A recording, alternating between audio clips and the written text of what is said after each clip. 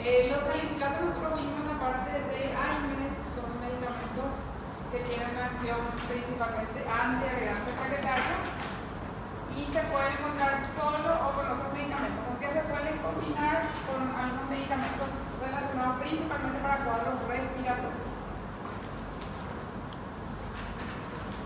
Los salicilatos no son solo no es solo el ácido acetilsalicílico, porque es lo que más habitualmente se utiliza. También hay otros preparados que se pueden administrar por otra vía también, por ejemplo, pomadas, para la parte tópica principalmente se utilizan para lesiones, principalmente para tener un efecto queratolítico.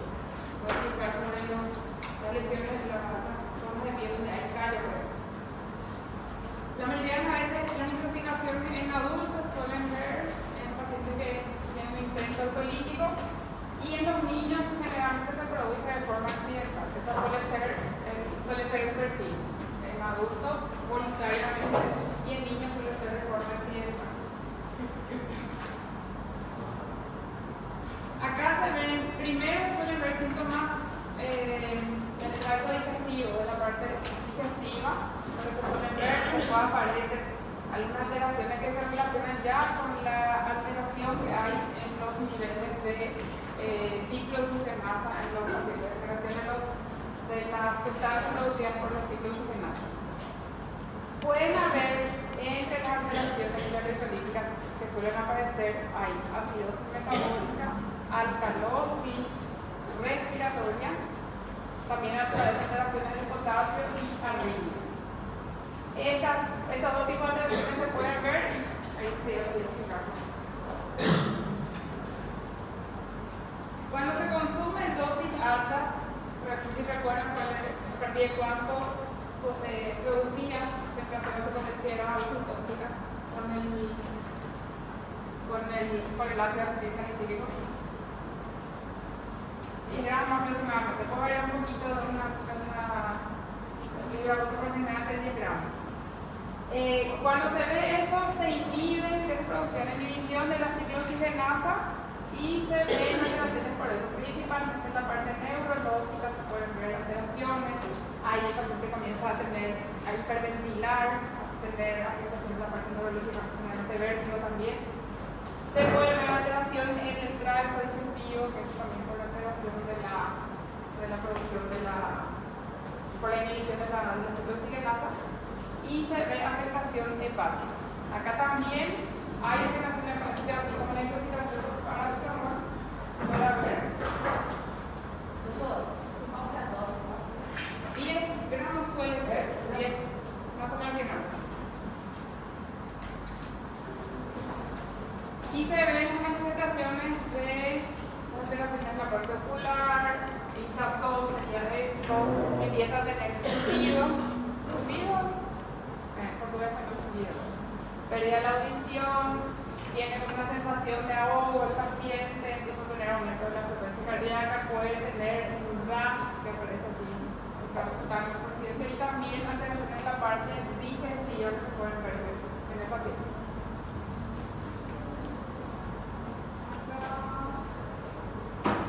Acá aparece también una alteración en la parte muscular, aparece como contracturas en el paciente también y alteración en la parte neurológica.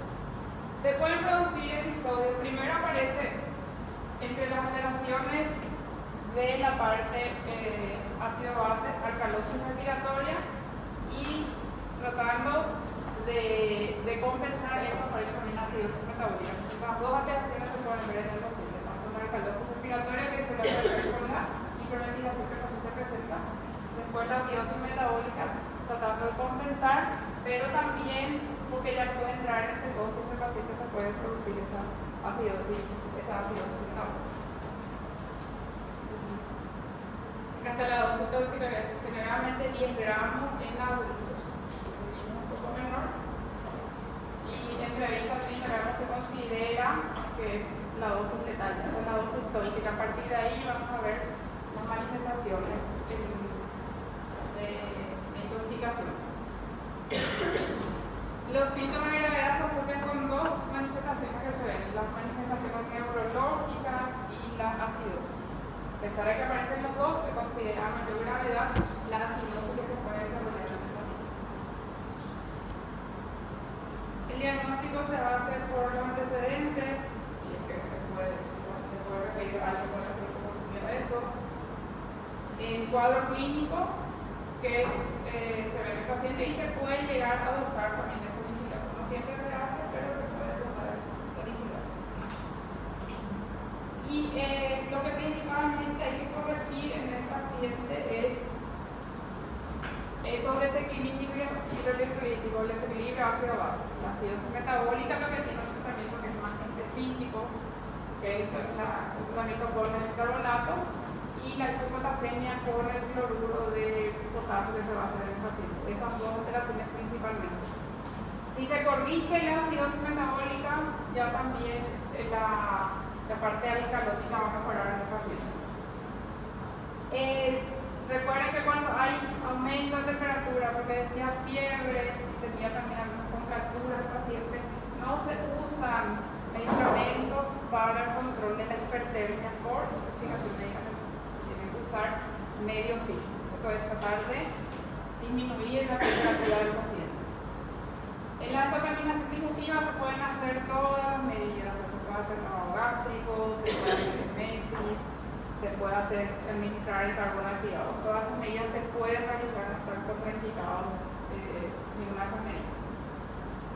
Como es un ácido, el ácido acetilsalicílico, entonces se puede eliminar. En la primera parte que vimos también introducción de toxicología, era cuando tenemos un tóxico que tiene un efecto ácido, nosotros podemos alcalinizar la orina, que eso va a ayudar a la eliminación. Entonces se puede usar. El bicarbonato tendría utilidad tanto para alcalinizar la orina, lo que aumenta la eliminación por orina, como también para corregir la acidosis metabólica en el paciente. Para esos dos casos va a ser. Si el paciente no mejora con eso, se puede hacer medidas de depuración extrarenal, hemodiálisis o perfusión. La hemodiálisis utilizaba un dispositivo, una máquina que trata de eliminar algunos componentes.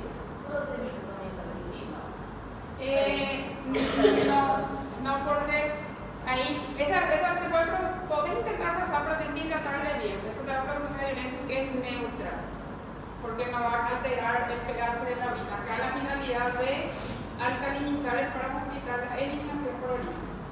Como es ácido lo que le provoca la intoxicación, va a servir más para corregir su medio interno, la alcalinización, y para aumentar la eliminación por orina. En la hemodiálisis, la hemodiálisis se usa el aparato de hemodiálisis que ayuda a eliminar algunos de los componentes, y la hemoperfusión utilizaba un cartucho más que aumenta la eliminación de esos componentes. La intoxicación por salicilato no tiene antídoto, se tiene que hidratar al paciente, se tiene que controlar el medio interno, corregir la acidosis metabólica, corregir el de potasio en el paciente y tratar de disminuir la temperatura en el paciente, pero no tiene un tratamiento antídoto. O sea, tenemos un antídoto para la intoxicación por salicilatos. En la intoxicación por paracetamol sí teníamos, pero vamos a ver si. ¿Alguna pregunta? Se ve menos ahora porque ya son otras dos sustancias, o sea, los medicamentos que se van a utilizar para la intoxicación. Puede causar una disfunção hemorrágica que você estava partindo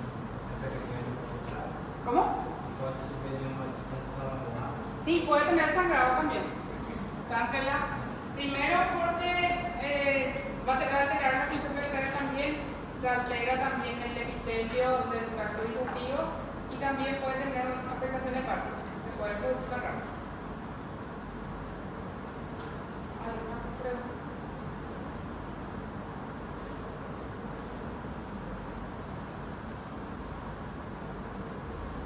Y el otro medicamento, el paracetamol, con esto también disminuyó un poco la incidencia por el mismo motivo, con otros medicamentos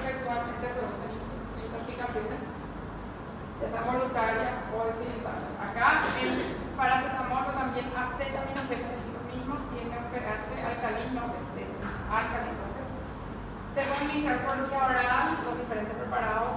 Hay preparados para administración por vía rectal y el paracetamol en algunos lugares está disponible para administración por vía parenteral. Se dispone de esto en algún lugar.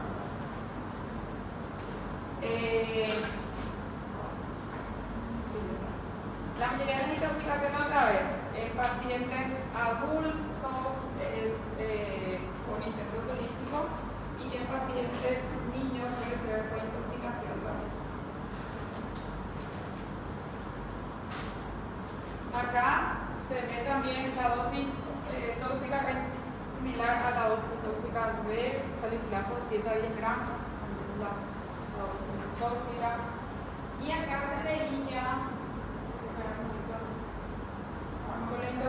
el efecto principal, el órgano principal que es dañado por la intoxicación por paracetamol es el hígado. ¿Qué se produce ese daño? Porque los metabolitos que son producidos por el paracetamol, una vez que pasa por el hígado, disminuyen los niveles de esta sustancia acá, que es esencial para la protección, una hepatoprotectora. Al disminuir eso, queda desprotegido el hígado y ahí se produce el daño hepático en el paciente. Este antídoto acá, sí, este es el antídoto, la N-acetilcisteína, es un preparado que se puede encontrar para administrar por vía oral o por vía parenteral. Es más efectiva la administración por vía parenteral. Ayuda a reponer el glutatión, ayuda a aumentar los niveles de glutatión, entonces con eso se disminuye el daño hepático. Y lo ideal es que se dé antes, ¿por qué? Porque para que no bajen mucho estos niveles y se evite el daño hepático. Igual va a tener efecto después, pero ya puede haber algún daño si es que se demora mucho para su administración. Y acá en la intoxicación por paracetamol a veces pasa que los síntomas no se manifiestan tan rápidamente. El paciente toma, pueden no ir a consultar o pueden no darse cuenta de alguien que está intoxicado porque demora un poco para que aparezcan los síntomas. No aparece tan rápido como en el caso del ácido acetilsalicílico, que aparece más rápido. Y aparece, si es que demora tiempo, si demora un día para ir, ya aparece afectación hepática. Ahí empieza a haber daño hepático, que es el órgano blanco que es afectado por la intoxicación. Y se produce una alteración en las enzimas hepáticas, GOT, GPT, o también bilirrubina. Aparece el dolor abdominal relacionado con la inflamación que se presenta en el hígado, que trae hepatomegalia. Y aparece la encefalopatía, que es una encefalopatía hepática, que se produce por el daño de la funcionalidad hepática. Esa encefalopatía puede ser de leve hasta un coma en el paciente, se puede producir también insuficiencia renal, acidosis, y la causa de vómito suele ser una insuficiencia hepática. Acá se ve, las primeras horas no se ven demasiadas manifestaciones que puedan relacionarse con la parte hepática. El daño se ve ya en esta parte, generalmente después de las 24 horas, cuando ya aparece la alteración en las enzimas hepáticas y también hay afectación, o sea, inflamación en la parte del hígado. Aparece en esta fase, en la hepatotoxicidad. Después en la otra fase puede empeorar este paciente con alteraciones hemorrágicas también, principalmente por alteración de la funcionalidad hepática. Y en la última fase el paciente se va a recuperar o puede haber también con secuelas o vomitar. Acá se ven todas estas alteraciones que están relacionadas con el daño hepático, la hepatomegalia, la insuficiencia, las hemorragias, porque los factores de la coagulación se van a producir, y la encefalopatía.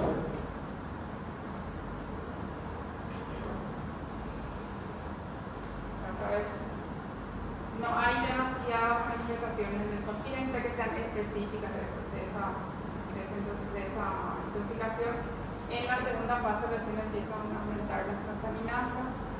¿Y cuáles son los marcadores del daño hepático ahí? Bilirrubina se puede subir. Las transaminasas, siempre que haya aumento de transaminasa, pues está con una apetite. Ahora la etiología va a tener que saber después estudiar por qué, cuál es, pero si hay IFPT, está con una inflamación del paciente, está con una apatía. Y el tiempo de ovulación es muy importante porque donde se producen los factores de ovulación en el hígado. O sea, si es que cuando se quiere saber cómo está la funcionalidad hepática, hay que pedir enzimas hepáticas, el perfil hepático, coagulación, OTP, y hay que pedir también dosaje de albúmina, porque también donde se sintetiza principalmente es en el hígado. Entonces eso va a estar alterado por la alteración de la funcionalidad. En esta tercera fase aparece el compromiso multiorgánico del paciente, y en la cuarta fase o evita, se recupera sin secuela o queda con secuelas del paciente. El diagnóstico, si el paciente llega y no sabemos la cantidad que consumió, que puede ser un poco difícil porque no hay demasiadas, algo que sea muy específico, muy orientativo para pensar que es paracetamol lo que consumir. Se pide un dosaje de paracetamol, pero el dosaje de paracetamol sirve para hacer este hemograma que se llama de Brumax.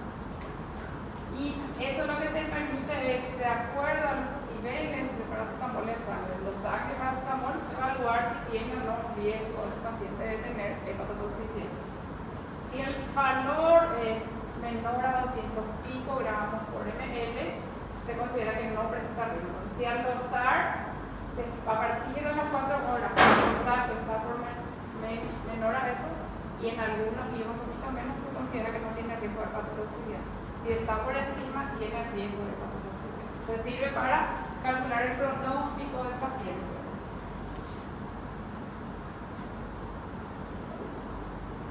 Se tiene que hacer el dosaje de TP, linfotrombina, enzimas hepáticas y bilirrubina, que recién se elevan varias horas después de la ingesta. Si viene el paciente a pocas horas de la ingesta, todavía no va a tener alteración. En muchas intoxicaciones vamos a ver que está indicado trasplante de los órganos afectados, pero no siempre eso se consigue, ¿verdad? Tiene que tener unos criterios, tiene que estar acidótico, tiene que estar con un TP muy prolongado, o sea, incoagulable en la sangre, o tener alteración de creatinina que va a subir cuando hay que alteración. ¿Qué caso va a subir? Nos van a subir los valores de creatinina. Con la insuficiencia renal, una afectación renal. Entonces, tiene que estar acidótico o un TP muy prolongado con alteración de la coagulación o con insuficiencia renal.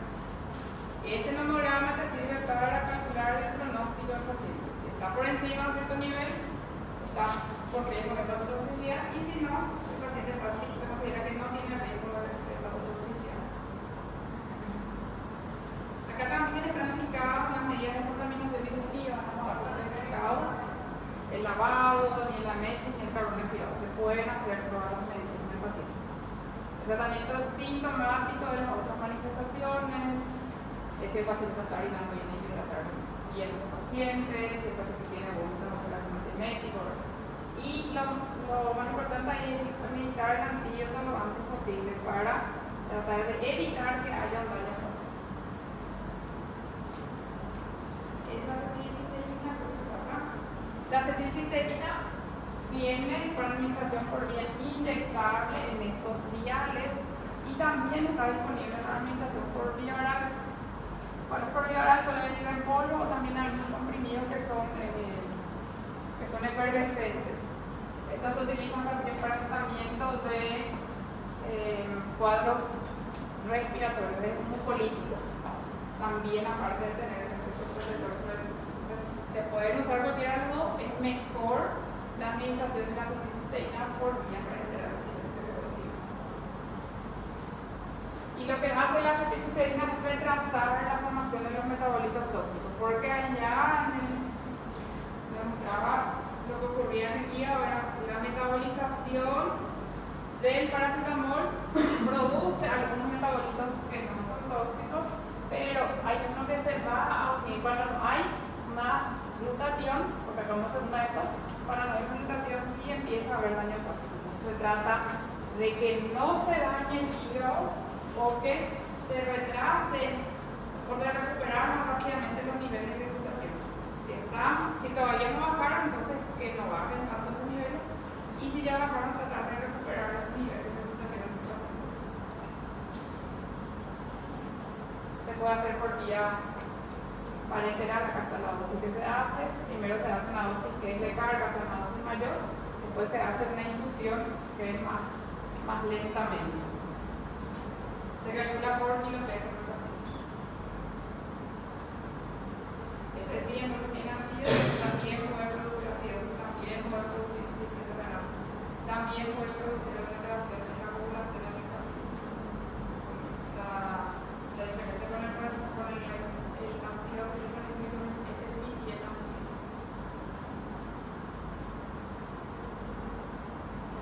¿Me pregunta eso? Essa intoxicação se faz primeiro habitual ou você passa sobre isso? Tiene que ser dosis alta, porque el paracetamol es a dosis terapéutica es bastante inocuo, o sea, difícilmente va a producir alguna alteración.